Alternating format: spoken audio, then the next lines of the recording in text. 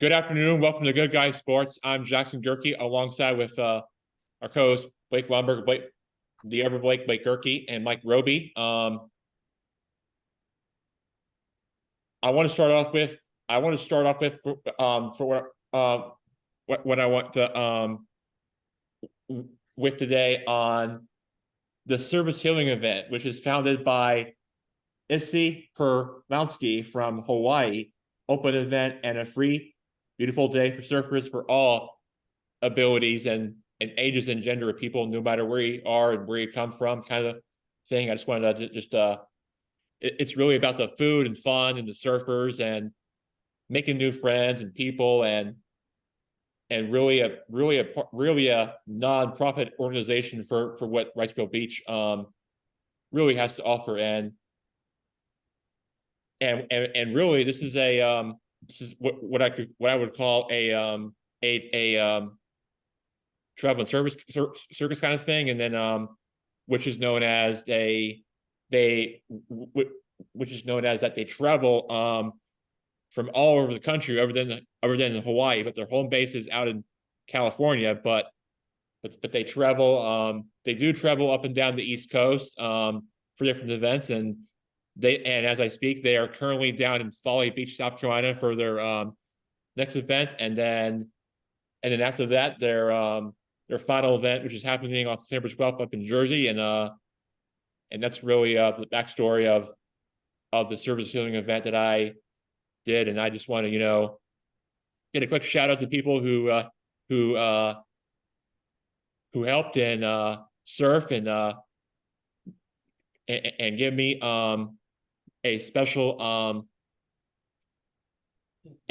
kind of a day for me, which I was happy enough and excited to be part of the service young people. And I had a great run on the surfboard on the beach and had a lot of fun. I really enjoyed my experience, and I hope to do it again next year. And I think it'll be even bigger and better than before. And also, I want to show you guys my trophy that I got, which is much like I got from last year. And this is what it looks like for those of you, for all of our audience. Wow. Wow. That's a great trophy. Excellent. It's their service healing trophy that they give out each year, for which is a guy with a surfboard, which is a very special and cool experience for me, and that I'll never forget. And I was definitely very proud and to be part of this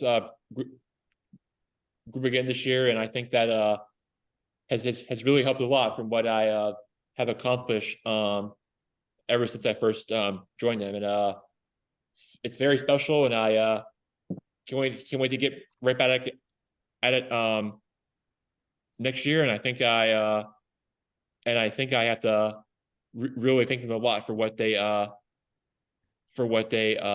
accomplished in me as a upcoming surfer. Very special moment for me. Yeah, no, I second that. It's a great event that we've experienced a couple times now, and it's run by some really great people. So I totally agree. And surfing's got to be a lot of fun. And it Absolutely. seemed like you were it seems like you've improved every time that you've done to it. So they obviously have some great instructors there who can really help people who surf, right? They do. They have great people, and like you said, and great instructors who take care of me. This will be the second year in a row I have that same person that helped me out, and I think that she really want to thank her for all the really for all the guidance and the teaching that she gave me, that she taught me, and how I've gotten good at it as one of my skills that I did athletically for most sports. And I think that I've learned a lot ever since those past couple of years. And I couldn't ask for anything better. And yeah, it was just a great event. And I Tell you really what, you're much it was just a very special kind of a experience for me that I'll probably never forget. you're a much better surfer than I am. I can tell you that. I would need a lot of practice from the good people at Surfers Healing to get up there. But yeah, no, it's a good event. I'm glad you're able to check it out. Absolutely, it was a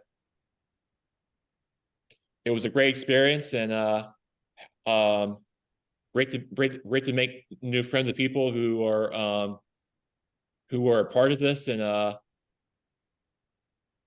yeah, I can't wait to be back at it again next year, which I think it will be a lot of fun.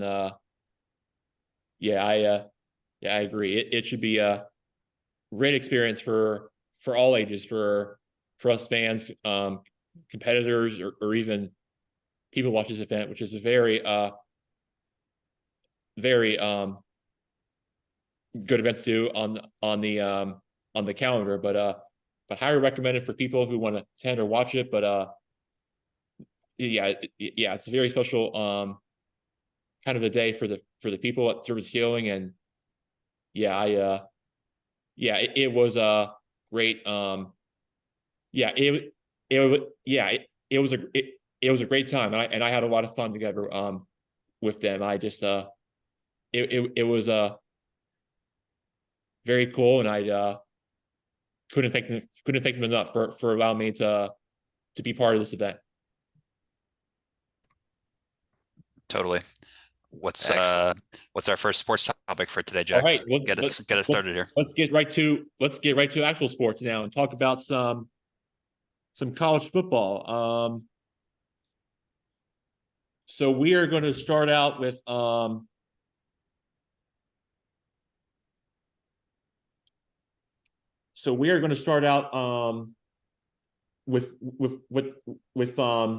with UGA's Brian Robinson out for the season with rep tender injury. That's one of the key players from last season that he was Kirby Smart's one of the best players, but now they're going to lose one of their key players and is going to be out for the season. That's the first topic I want to get to. And then the other one is we got 43 games, 43 predicted matches over for our projected bowl predictions. And that's where I want to start off with. Now I would expect Ohio State and Alabama and Georgia to be right back where they were from last season. They'll be right there, and I think it'll be one of those top three. And Jim Harbaugh going to be banned for 3 games in the start of the regular season, which I find unfamiliar territory, just unfamiliar with their fan base up there, with their fans up there, for anyone up in Ann Arbor. So that's where I want to get to in a second. And as we that's where we stand for college football. So we're going to leave that. Do you think the injury would be enough to actually affect Georgia, or they've got so many good players that it's not going to be a huge issue for them? What do you think, Jack? I think it's going to be a bit of a challenge because, listen, nobody free-peeked in college football since 1939, which is a lifetime ago, and since the Minnesota Golden Gopher team did it, but it is a different game now, and I think that there's going to be 2 top contenders to compete against them. That's where I think Georgia's going to find a bit of a challenge because of that key player that I mentioned, which is Brian Robinson, which is going to be huge for those Georgia fans and their fan base. So that's where we are right now in college football, and we welcome in Blake Baumberger, who's joining us now. And Blake Baumberger, great to have you. And great to have you back on another week here on Good Guy Sports. Always glad to have you, Jack. Appreciate it. I'm yeah, just happy to be here. We got a lot about to happen. I think we got a big football game Then we got Neon Dion squaring off top 25 week 1 with Colorado, right? Coach Prime. Coach Prime. Coach Prime better get a couple of wins for all the attention he's been getting, right? He I can't. saw somebody talk about if you want the surest bet in college football, take the under because I think they got him at 3.5 right now, and they showed who he's going to play against this year. And unless he just does something miraculous, it's he's got a tough schedule his first year. Yeah, I think part of the thinking there is that starting off though, it'll be a little slow out of the gates, but all of the press will eventually get them recruits up and coming and stuff like that. But yeah, it's gonna be probably be a little rough out of the gates. It usually is for these new coaches, right? They got TCU their first game, right? Away at TCU, I believe think. so. Yeah. They got a tough schedule. They got a chance to go 8-4. Oh, What the? Well, I'm looking at it right now. They got their tough games. They've got TCU away, Oregon Yeah. away. Yeah. TCU, Oregon, Utah, USC are losses. Mike with the Probably 8. Mike, I think they got him at 3.5 right now. 8 and So 4. maybe I'll put the $10 on the over with that prediction right there. I'm not sure where you see the 8 here. I don't know. Well, but Mike, yeah. You gotta go out on a limb. that's true. All right, I'll If- do 5. It's just can't. too unsure for me. Yeah. There's always surprises, isn't there? Yeah. Well, every year weird stuff happens in college football that you don't really know, but you have to until you see it to believe it, and that's really what the sport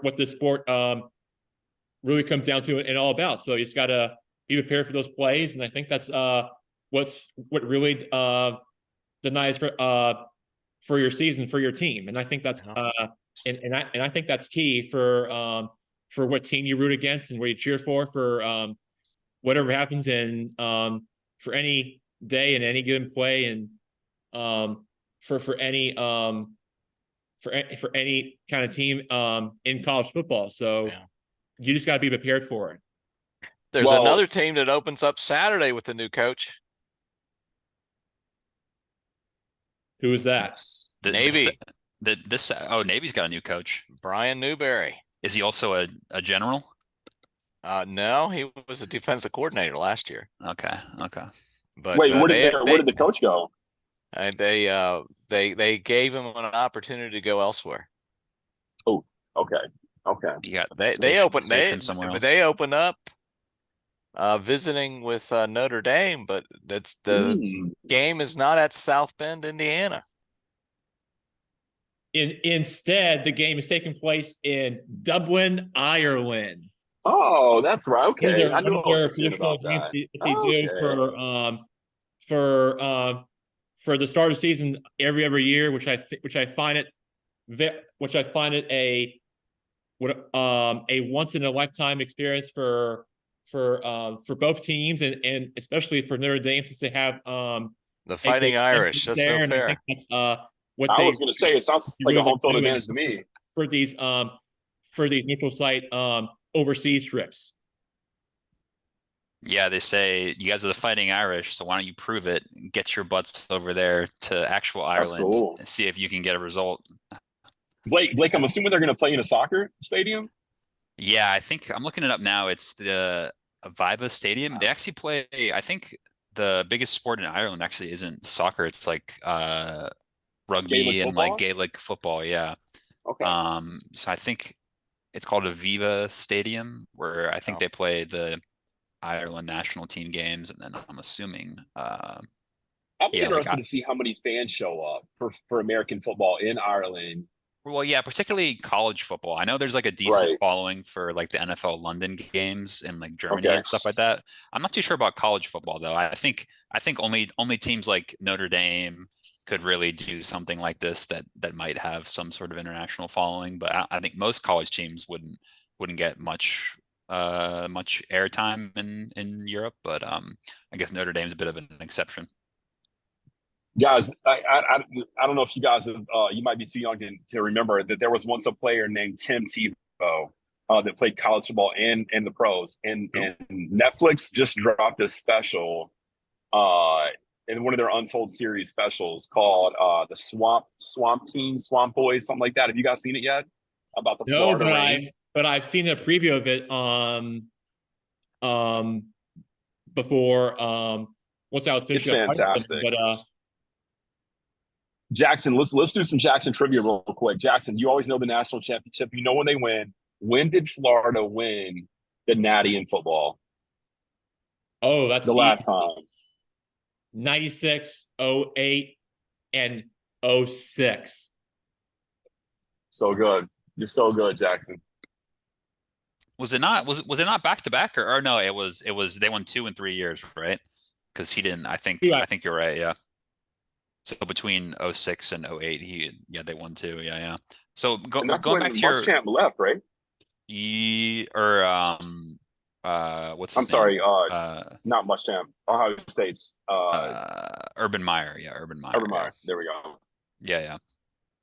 But yeah, no, Jackson, going back to your original question about Georgia trying to get 3 in a row, I don't think even Nick Saban has done that, correct? I think I was watching a little feature on it about the schools that attempt to win 3 in a row. I think they won back to back in 11 and 12 or something, and then they lost the subsequent year on that crazy Auburn game. But it'd be a big point of contention for UGA versus Alabama if they're able to get one over on Nick Saban by winning 3 in a row. That'd be a bit of a feather on their cap, as they say. That's very true, and you do make a great point. I think that and I think that with where the game, like I said, where the game's at today, and it's very hard to win 3 in a row, especially in today's game. And I think that really plays a factor, and it's a long season, and you don't really know what to expect could happen, and because those games might be competitive, and even though even though those won't be I mean, they'll find ways to win games, but it's going to be one of those tight games that for defensive battles that you're probably going to have to get used to. Is where I find it's going to be tough and going to be really up for grabs on where that season is going to play out for the Bulldogs and for the teams overall. And I think that I think that we're going to find out what kind of team they are for the upcoming season, and what Kirby Smart's game plan is going to be, which should be very fascinating. But it's just going to be it's just going to be a just going to be another great season. Just despite that, it's just going to be tough, and we'll have to see how this all plays out for the rest of the SEC and for Kirby Smart throughout the season, which should be a very interesting kind of season for what they have in store for the season. So Jack, who was the first NFL team to win to three-peat the NFL championship? The three-peat NFL That's a championship. good question. I can't think of anybody that's done it recently. It It must have been I know it's happened in basketball and hockey, but in baseball. Yeah. I'll give you a hint. The Super Bowl trophy is named after the coach. Do you know it, Jack? I think it's an old Packers coach, oh, Vince Vince Lombardi. yes. So what years was that? 65, 66, and 67. Oh, wow. Interesting. Those are the years our parents were born. Just to put it in perspective. Yeah. Just an interesting fact for our family knowledge for you. Sorry, mom and dad. Didn't mean to call you out like that. They're youngins.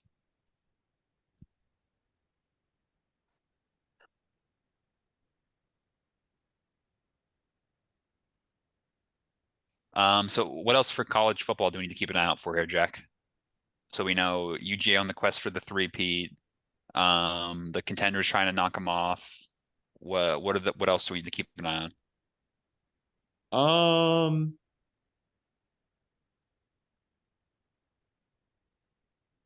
So as far as the rest of the season goes,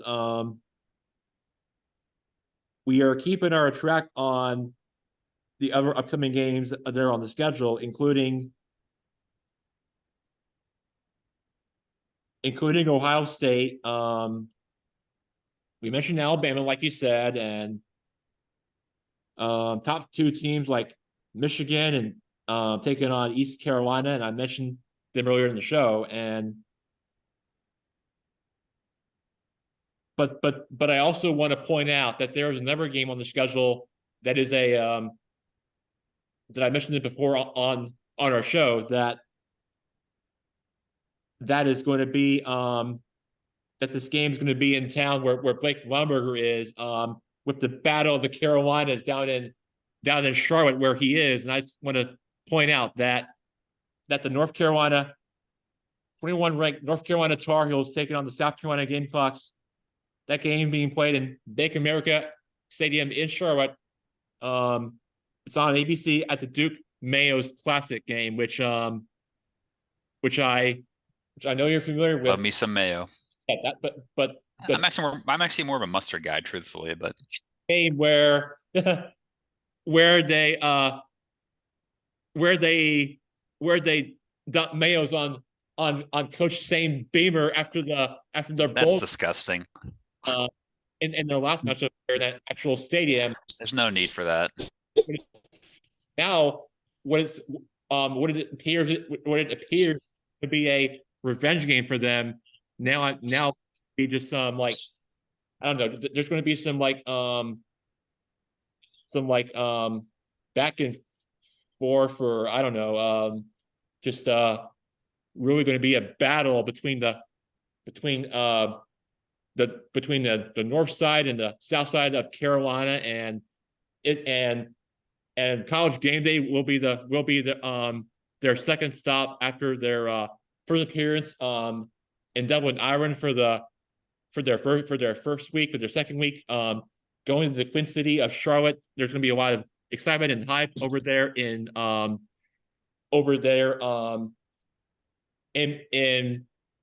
Lumberger's backyard, and it's going to be a Let me ask you a question, Jack.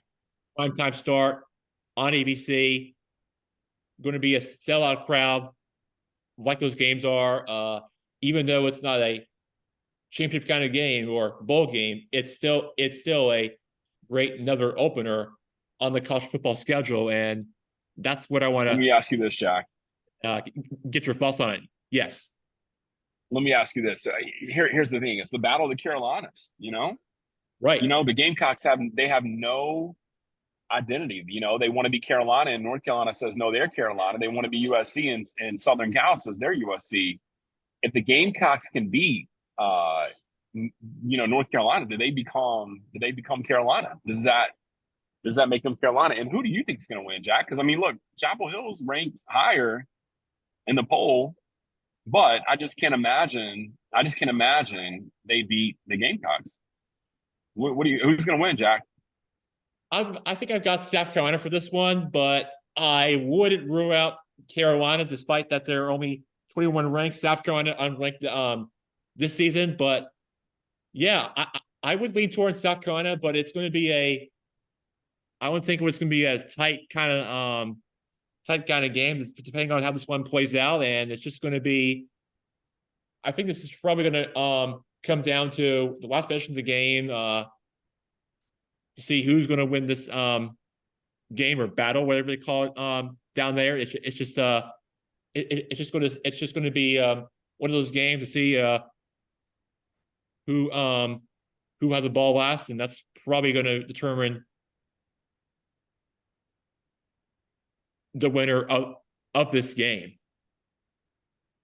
I think it's going to come down to whether or not Drake May gets a hot arm. That's a good point. Up against Spencer Strider's season at quarterback, which along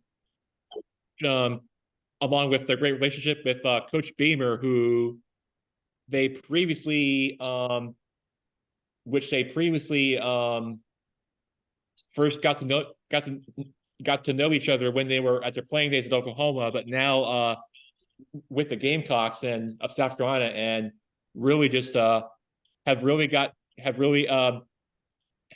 a great relationship ever since. And it's just going to be those top two quarterbacks competing against each other to see two great teams that they never want to count out, and see how this is going to play out. And it's just going to be a great game to watch, and what I would call this a must-see TV primetime game for many of our for many of our audience who choose to watch it. Yeah, I think it'll be an exciting one. It's definitely one to keep an eye on next week for sure. There's another one coming up on the 3rd, LSU at Florida. Yeah, LSU at Florida State. Oh, that's right. Yeah, that's a good Florida one. State.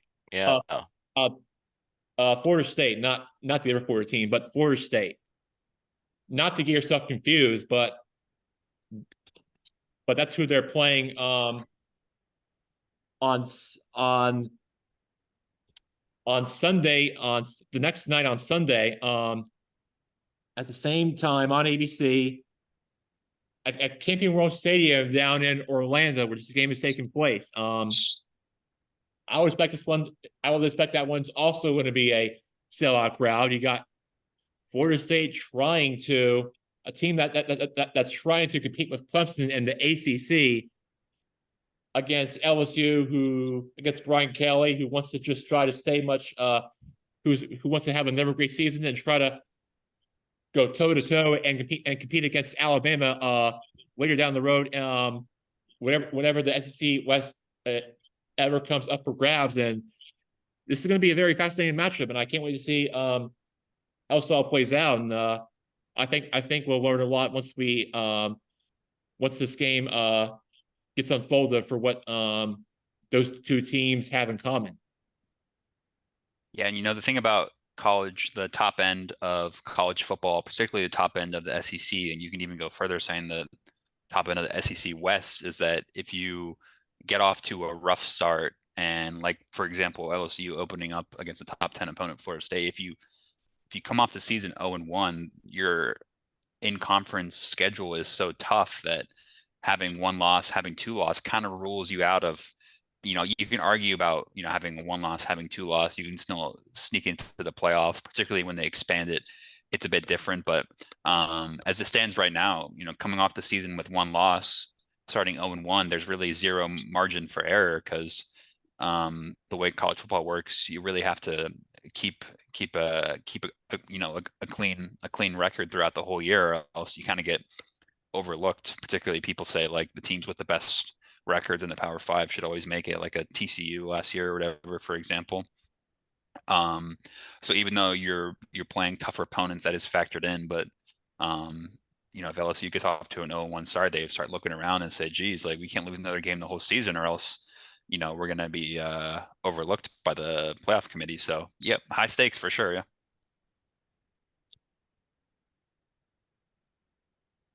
Yeah, anything can really happen in college football, no matter what type of play it is or what team you root against, or root for.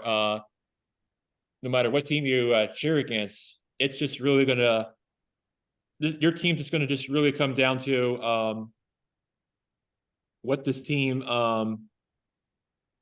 really comes up for grabs, for what your team really what your team's position's really going to be, that's what's going to come down to for what lies ahead. So there's going to be a lot on the line, and for whichever team just has a great season, and depending on what kind of year you have, and I think it's going to really determine of how great and how good your team's going to get later in the year. And now one of those teams I want to get to real quick before we move on is we got Clemson taking on the Duke Blue Devils, and it's going to be and yeah, I know it's going to be it's going to be a Clemson Wallace Wade will be rocking On Monday night. Stadium on Monday night, Monday Night Football. Labor Day night, under the lights at Willis Wade Stadium. The Duke Blue Devils going up against a a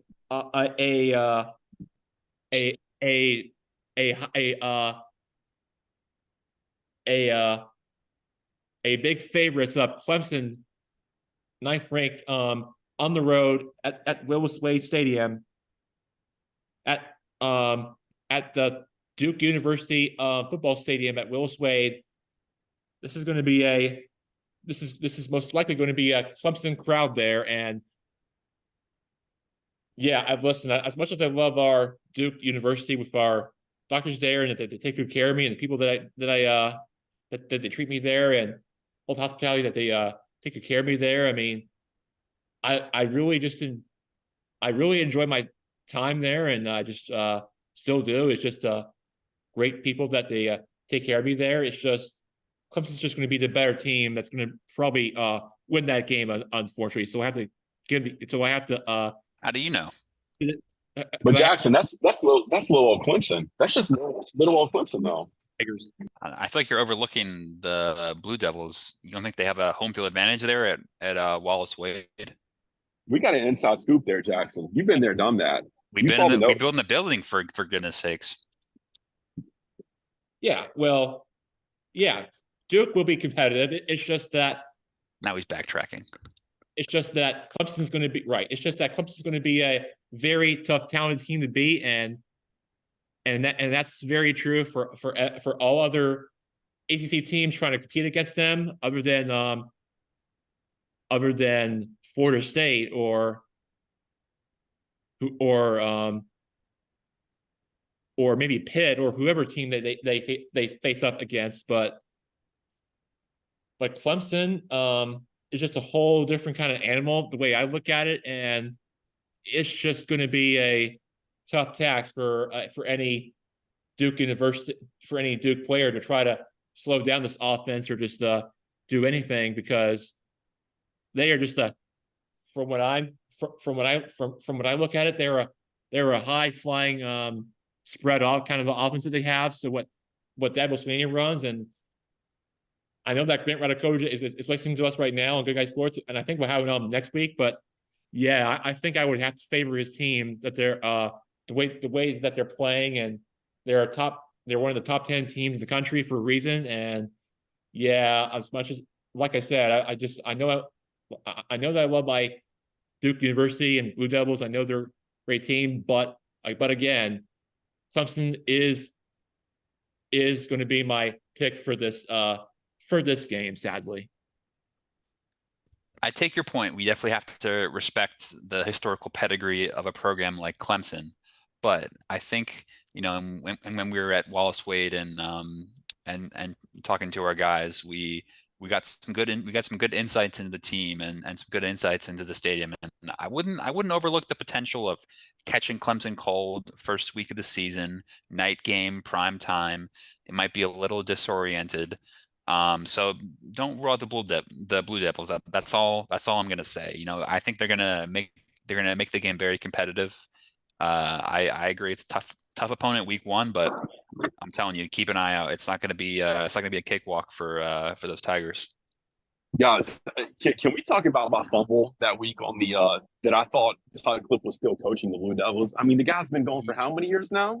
Yeah, I don't know when exactly he was there for a while, so it's not like you were like totally. I'll look it up when he left, but yeah, he was there for a while, and he always had the reputation of kind of being like a quarterback whisperer, because he used to work with the Mannings a lot, and they ran like a little. He was like the Eli and Peyton's like personal quarterback coach. So he was a coach from 2008 to 2021.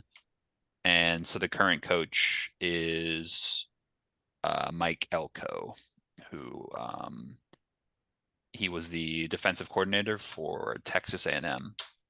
and then Duke brought him in.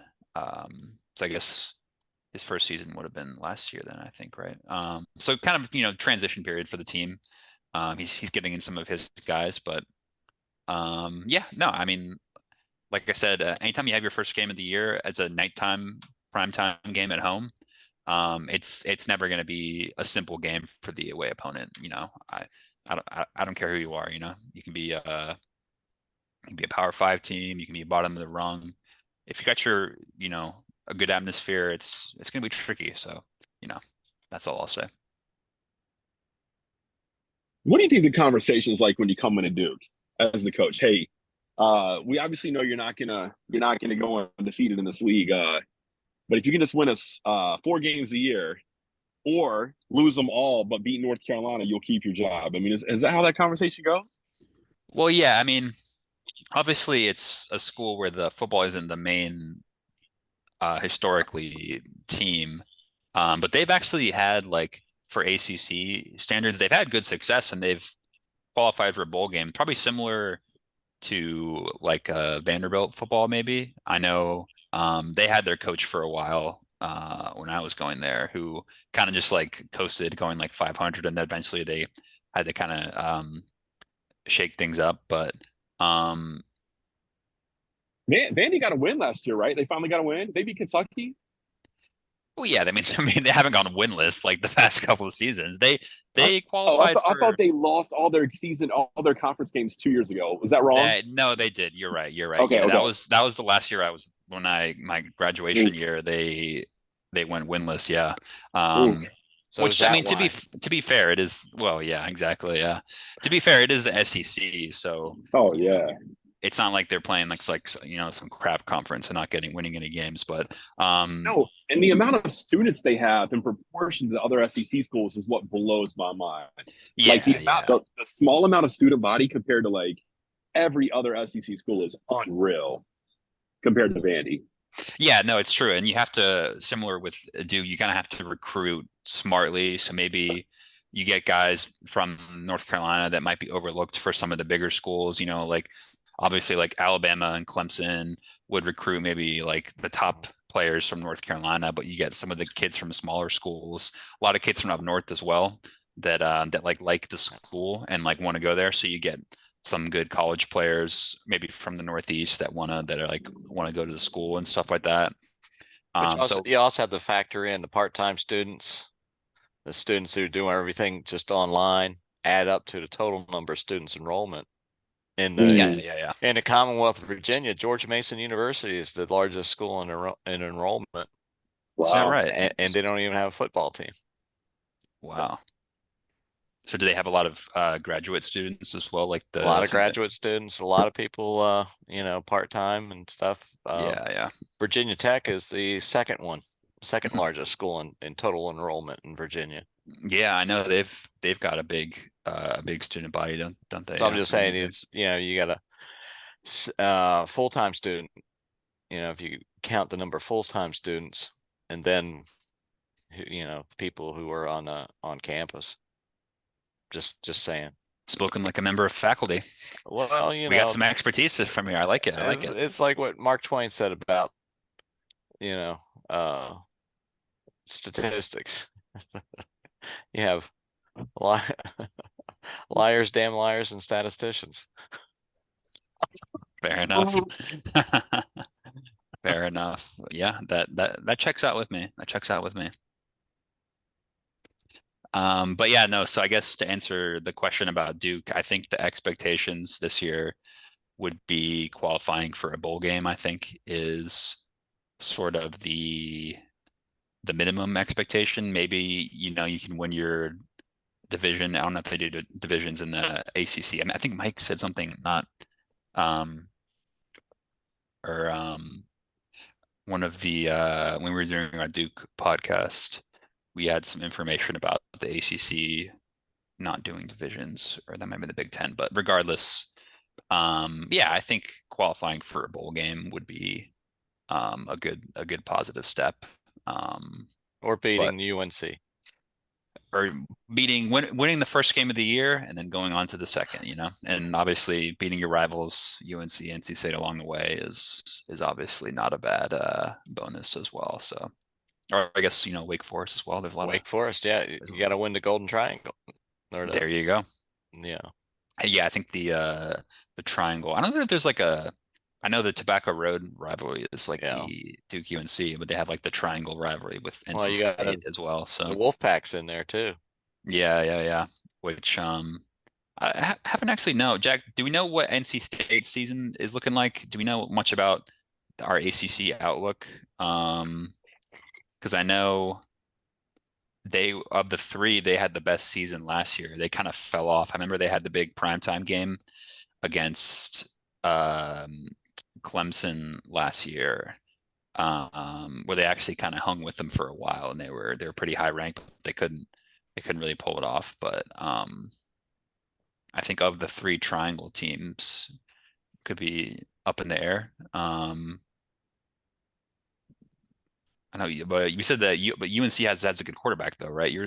We're just saying They do. Yep. So that Who is supposed to be eligibility for the upcoming draft, which a lot of people are talking about. You have scouts that are watching him and seeing which team he's going to be projected in. I know we're too far ahead for to look what's his name again? That, but Drake May. Drake May. Okay. Maye. Yeah, he's supposed to come in second to Caleb Williams for the Heisman. Yeah.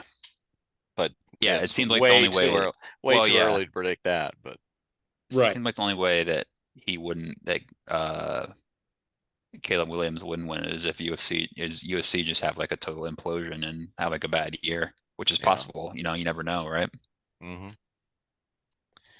Right, which anything can happen because we all remember how things played out with Hendon Hooker, who was a competitor, who was in contention for the Heisman until we all remember how that all played out last year against our Gamecocks on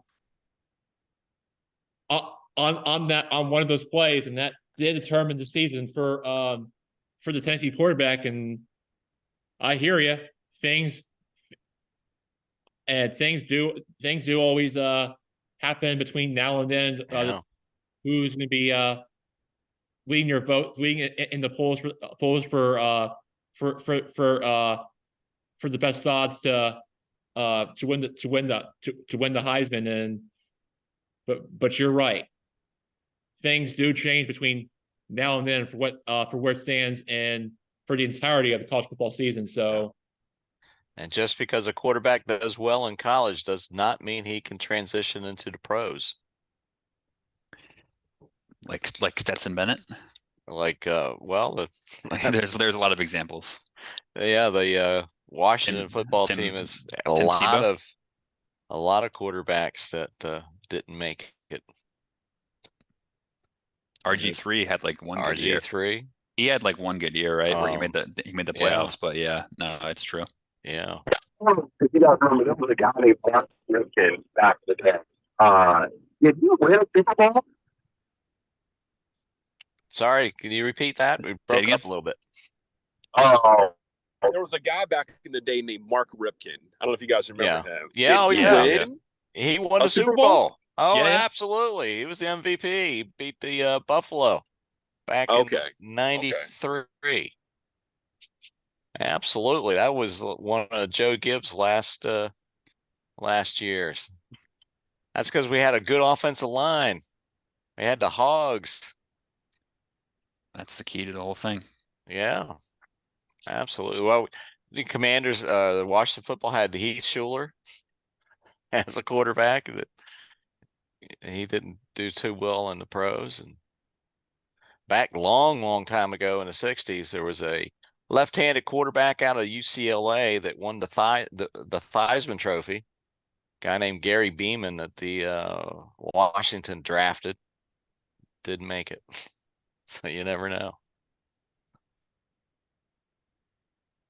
Only time will tell. for whatever player and team gets selected, depending on how your career plays out. So a lot of factors do play in this, like you said. Yeah. But I'll go out on a limb. Commanders got a good quarterback now, Sam Howell. Yeah, yeah, that's right. He should be able. Yeah, so about that, Just had to throw in some home team things in there. that the Commanders are competing at, where I hear is going to be the Commanders. I hear that I'm hearing that I'm out on training camp is that there's competition for this team, and now that Sam Howell has a job of what Ron Rivera really trusted on his guy, I think that now that you have Eric Bieniemy, which I feel like not a lot of people are still like him. They have different opinions as their offensive coordinator, and but now with for what lies ahead for Sam Howell, I think if he stays healthy, then who knows how this plays out. It's just Was he Chapel Hill as well? he was, yes. I gotta say, it sounds familiar. Yeah. Yeah. Now, wait, who's the guy? See, What's the guy's name that just transferred to Notre Dame for this year, who was like at US, or who was playing at Wake Forest for like 4 years, and he's like super old, but he was like putting up crazy numbers at Wake Forest, and then this year he's playing Notre Dame, brought him in. I was going to talk about him when we talked about the Notre Dame game earlier, because they're excited about him, but I think he's like my age playing in college, but he would be an example of somebody who's like a veteran college quarterback who probably doesn't have. Sam Hartman? Yeah, Hartman. Yeah, I was getting Sam Hartman and Sam Howell confused because they both played for North Carolina schools. But yeah, he's supposedly Notre Dame's always looking for their missing piece at quarterback. So maybe he's maybe he'll be a good fixture in this year. But I do want to pull up that I actually found out what the Commanders' competing starting quarterback job is for one of those three competitors, since Sam Howell is an all hands your guy that they trust for Ron Rivera and for this team for the upcoming season. That I heard it's the most undesirable job in the whole DMV. They didn't even post it on LinkedIn. which by the way is their city's nickname, which is much like the triangle is what they call it for where Blake resides currently. So Uncle Mike and my mom's family, they live in the DMV just like you said, but then where Blake is and where I get my two appointments, they call it the triangle. So there are two different things when it comes to like geographical city areas when it comes to that stuff. But anyway, Jackson, with Wake Forest's performance last year, and they've had a few good football seasons. How do you think they feel about the triangle, referring to Duke, Carolina, NC State? Do you think Wake Forest is ready for the square? Or I think another name for a square that's not perfectly symmetrical is I don't know what that, a rhombus maybe? Is that right? Do we have any geometry people in here? Is it a rhombus?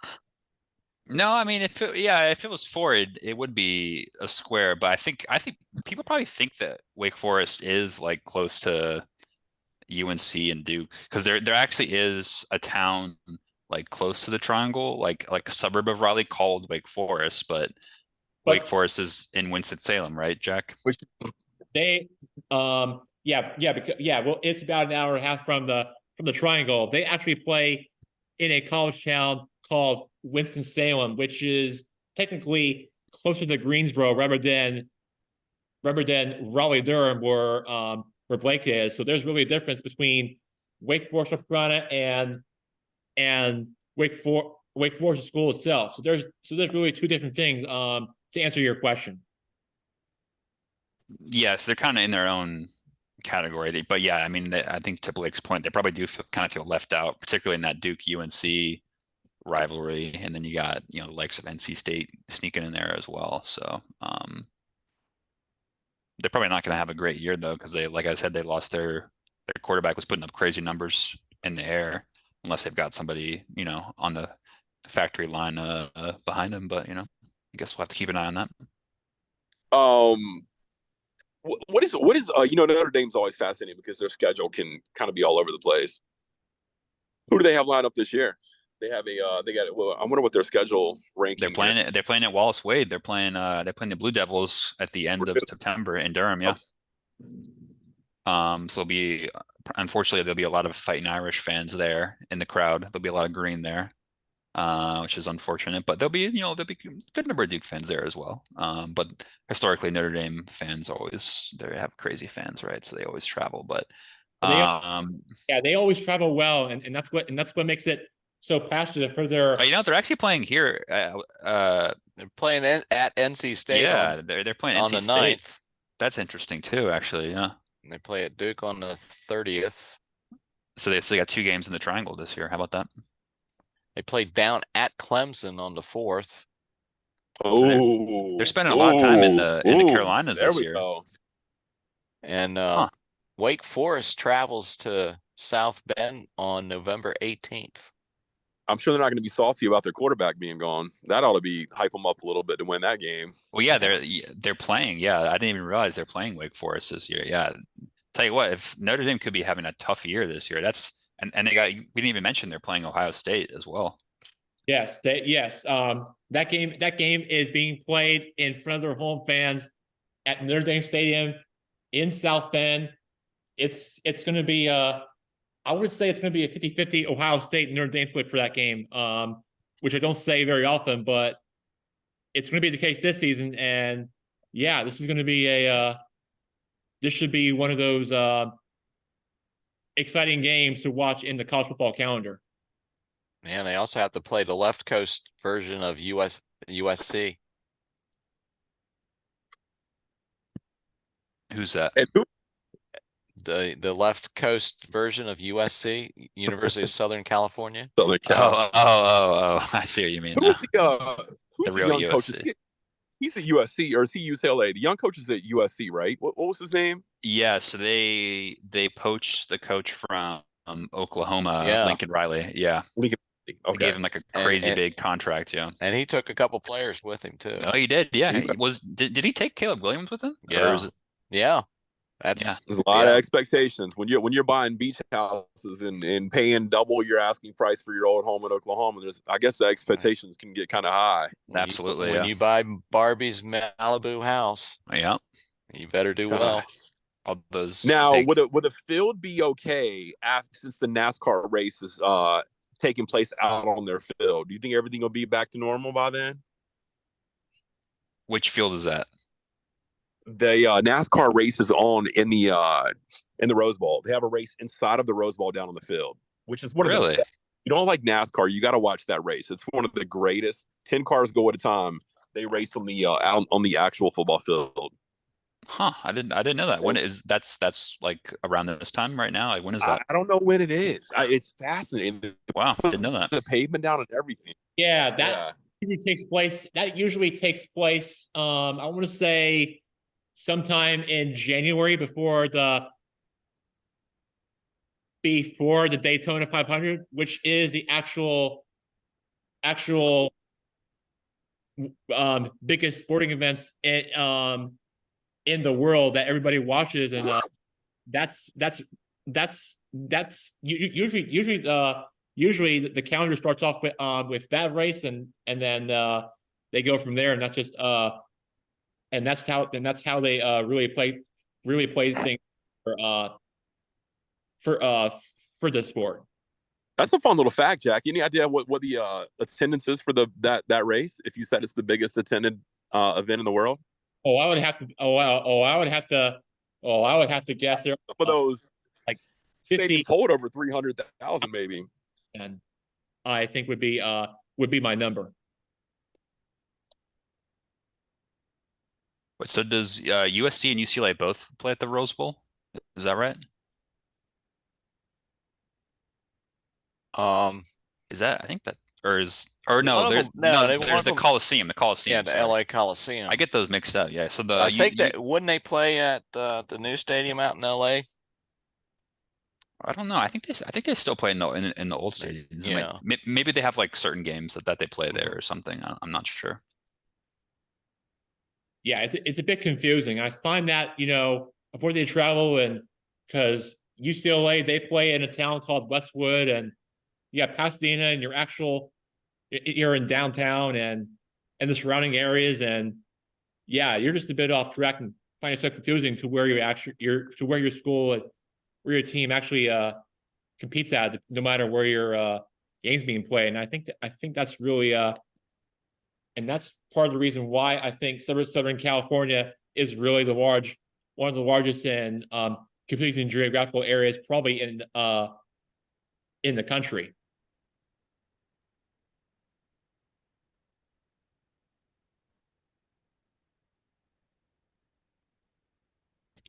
Was there anything you want to touch on? We got like a couple 5 minutes left, Jack. If you wanted to hit any last minute topics.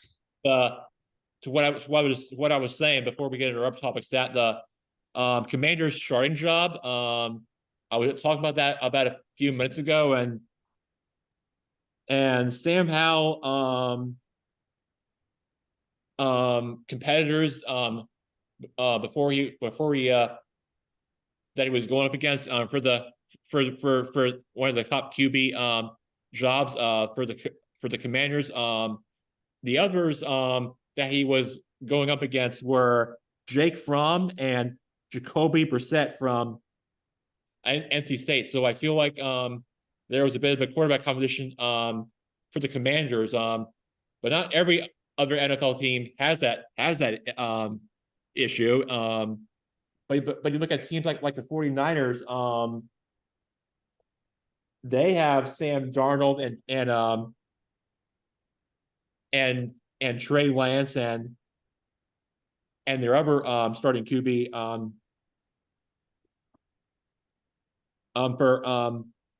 for that team. I think there's one more that I had to throw in out there, but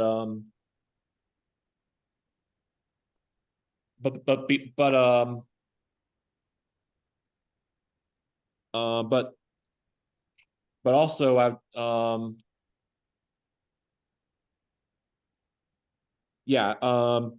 Sam Darnold and Brandon Allen and Trey Lance and Brock Purdy, they have like 4 quarterbacks in their depth roster right now, and ever since Jimmy Garoppolo got traded, and they have had Kyle Shanahan and their general manager just had a tough decision of who they really trust for this team, and that's really where it stands out for the 49ers as they lean toward Aaron Donald as Lance is in limbo for the starting QB job out of San Francisco with the 49ers. And then So the depth chart is Brock Purdy, Sam Darnold, and then Lance is kind of up in the air, right? Yep, that's right.